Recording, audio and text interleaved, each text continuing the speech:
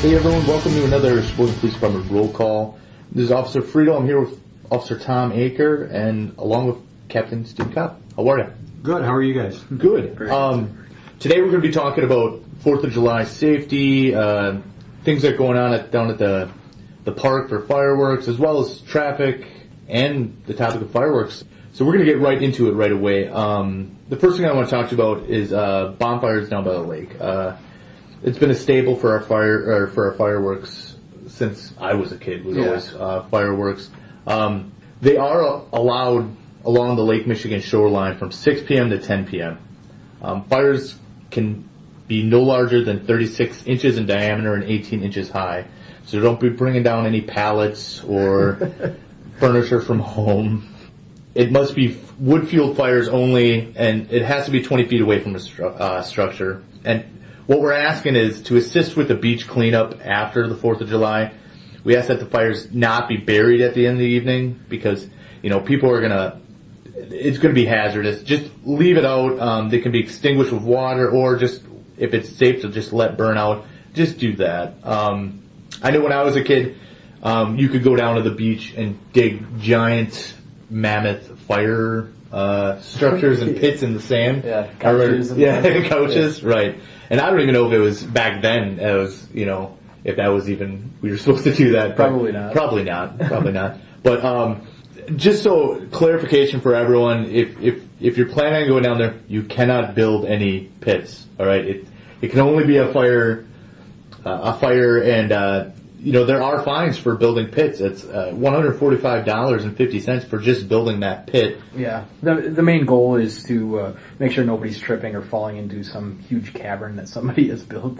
We just want to make sure everybody's safe, and when you're walking around at night, you got to watch your step. Absolutely. And, obviously alcohol plays a role in it, and with people maybe having accidents walking along the beach and falling into pits. And sure. So what are some guidelines, Tom, for alcohol down at the beach? Well, I noticed this last year. I got a lot of questions about where can I drink alcohol due to the fact that I would, stop people on the beach with alcohol and such. And, sure. The truth is, over at the Land Park, the area that is south of the pier, which would be the grassy area where they have the tents set up and such, that's a place where you can consume alcohol. When you're on the beach, you can't consume alcohol. So just to let you guys know that, keep that in mind.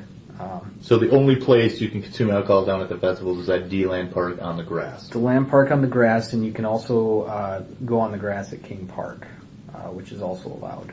Right. However, you cannot possess any glass container within any city park in Sheboygan. So Make sure you guys are bringing cans and such, and maybe just purchasing alcohol there. Yeah, support your local businesses. And if you want to buy your food, buy your beverages, just support your local city. I mean, there's going to be tons of vendors down there selling alcohol, selling various foods.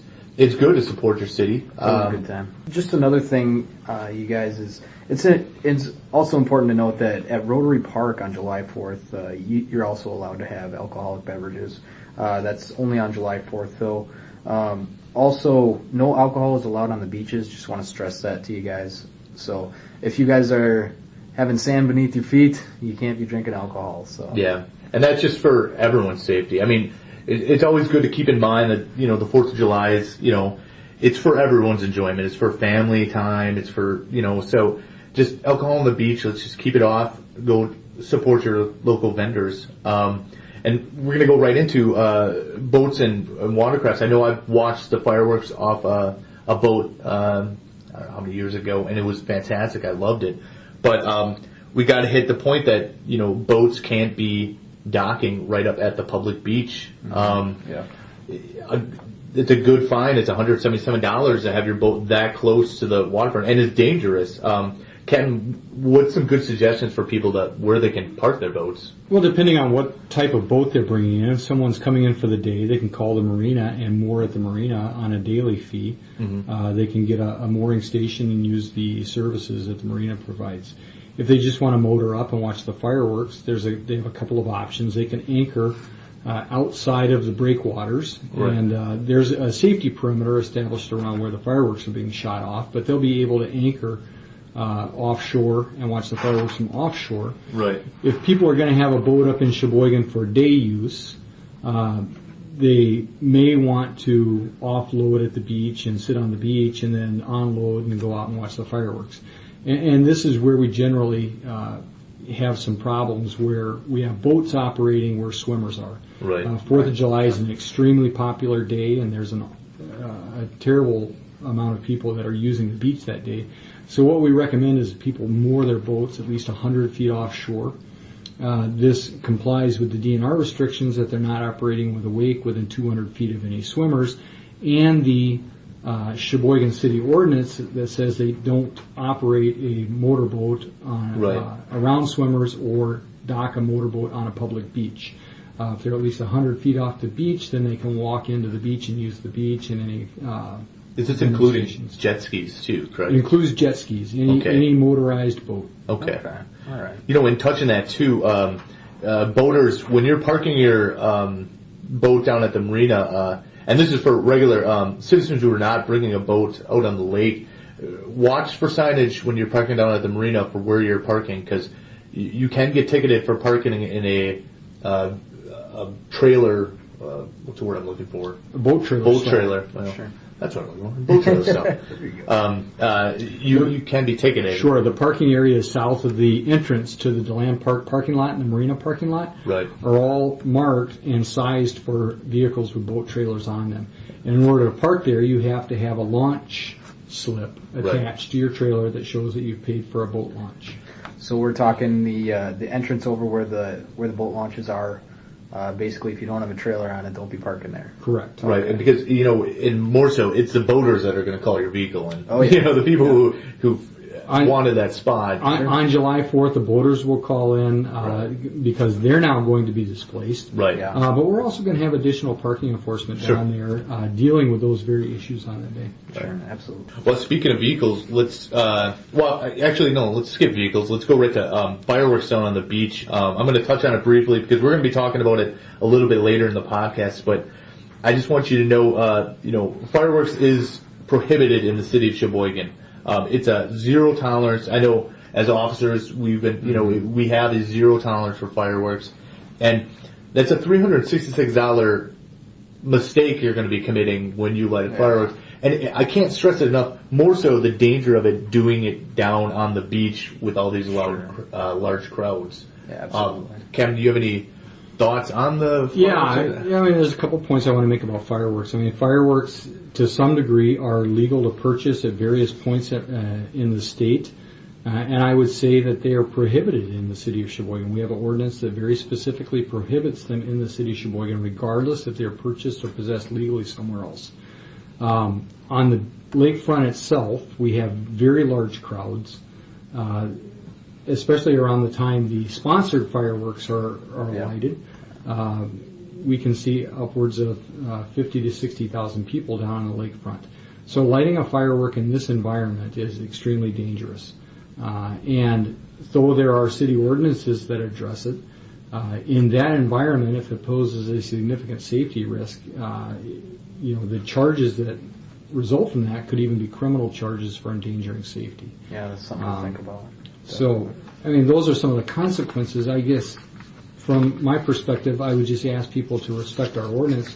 We're trying to have a celebration that's oriented to everyone, and public safety is really our biggest concern down there. And the fireworks danger is a significant public safety concern. Absolutely. And frankly, we can trespass someone for violating some of these things and not even allow them in a city park. Absolutely. There's city ordinances that allow for us to trespass people off city property or off city parks for engaging in some of these behaviors.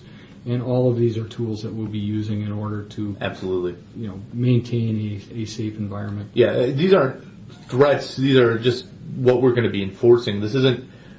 This is meant to allow everyone to enjoy the fireworks in a safe manner. Absolutely. I think it's been good. Last year it was very family oriented from what I could tell, and it was a very good time for everybody. Absolutely. The success of events like this hinge upon them occurring within a safe environment, and that's our responsibility, is to ensure that there's a safe environment where events like this can flourish. Right. And, we're going to carry on right away now to traffic afterwards, because I'm sure every citizen probably curses under their breath and want to be the first ones out and runs into traffic when you're leaving. And it's important to know is that you are the same as everyone else. Everyone else wants to leave the fireworks, and it's just with that much traffic, it's hard to do it. Yeah, take a deep breath and realize. We're taking the entire population of the city of Sheboygan and concentrating them in two very small areas. There is really no way to effectively move everyone out quickly. There's going to be a wait. Right. And we're going to try and mitigate that. But sure. So I just asked for people's patience. I'm gonna throw some updates for you of the traffic routes. Traffic flow will be restricted in the area of 8th Street Rotary. After the fireworks, traffic will be not allowed to enter the roundabout intersection for the following. That's going to be at Indiana Avenue, northbound on 8th Street, westbound on Indiana Avenue, and eastbound on Indiana Avenue from 7th Street. Traffic will only be allowed to go south on 8th Street from the Riverfront Drive area. All traffic coming across the 8th Street Bridge will only be allowed to proceed west on Indiana Avenue. Now, I think if you look at that, we've done this for several years. We channel traffic. If people come out of the downtown area and enter the 8th and Indiana Rotary intersection, they're only going to be allowed to proceed west on Indiana Avenue from there. Right. For anyone exiting the South Pier area, they're going to be allowed to travel around the Rotary intersection on an inside lane and go southbound on 8th Street. That will be the only two exits initially that people will be able to use on the Rotary intersection. Right. If you're leaving from north of the Sheboygan River and have to get back to the south side, we're suggesting you just leave westbound on Pennsylvania Avenue, Erie Avenue, Superior Avenue, or using the 14th Street or Taylor Drive to go south. You may have to go a little bit out of your way to get to where you're going, but it may actually save you some time. Exactly. That's what the whole plan is designed to do, is to move these large crowds of people away from the narrow residential streets and out to 14th Street and Taylor Drive, where there's 4 lanes of traffic and fewer traffic signals. Sure.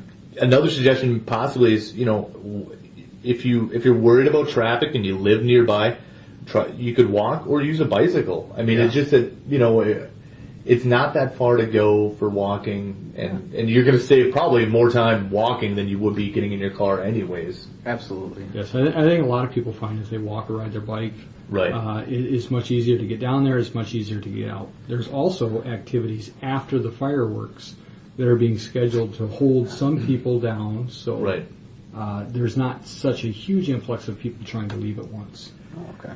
But even that, if you're driving and you see, keep in mind it's not only you trying to get to the traffic light and beat the traffic light or try to get when that officer's waving, you got to watch out for people on bikes and feet, because they're going to be out there as well, and it's going to be dark out at that point. And, and furthermore, keep an eye out for officers, because, we're going to be out there helping you guys get home as fast as we can allow it safely, but, keep in mind we're there for your protection and other drivers' protection as well, so keep an eye out for us as well. I don't want to be...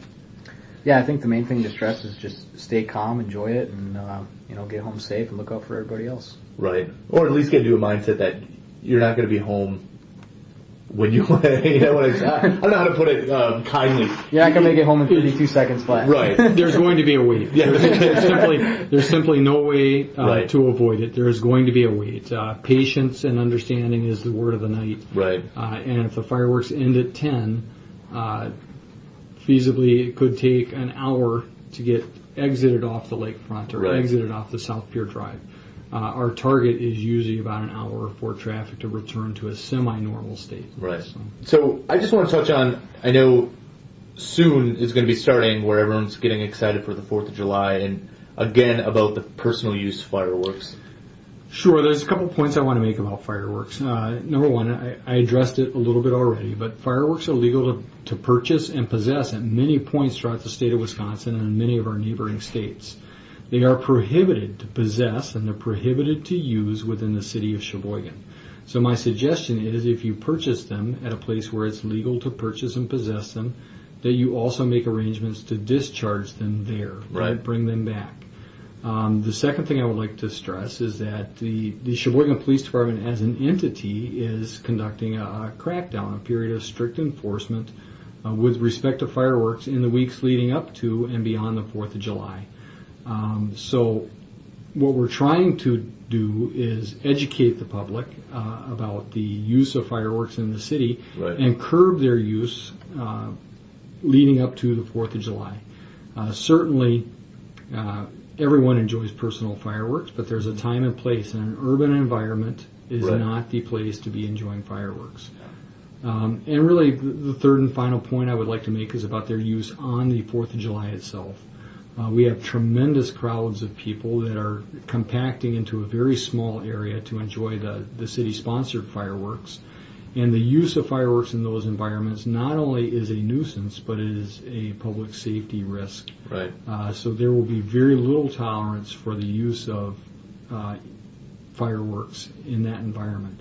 I would encourage people to leave their fireworks at home, and I would also prepare them, if they do use fireworks in that environment, that they're going to be dealt with legally. Right. And, speaking of that, again, it goes back to even the vehicles and boat trailers. The citizens are going to be reporting this. We get calls a lot about fireworks going off, and they might be a little more understanding on 4th of July. Citizens are in their neighborhood, but I know for a fact, leading up to it, like myself and pretty much everyone at the table, we have jobs. They don't like to be woken up at 1 a.m. with fireworks going off. Or their kids woken up. Right, absolutely. And, further, fireworks sometimes sound like gunshots. So what people say is fireworks or gunshots are actually fireworks. You're tying up a lot of officers looking in your area for what possibly either could be gunshots or probably fireworks. Yeah, it exhausts a lot of our resources, and we really just honestly don't have the time for it during the summertime. Well, we've already had an incident where there was actual gunshots and no one reported it because they thought it was fireworks in the area. Well, Captain, thanks for sitting in and giving us some words of advice pertaining to the 4th of July and how people can enjoy it safely. Tom, thanks for sitting in and giving very few suggestions. I appreciate that. Thanks for coming in and helping out. And everyone, I just want you to enjoy your 4th of July. That is what it's there for. Just keep everyone safe and have a good time.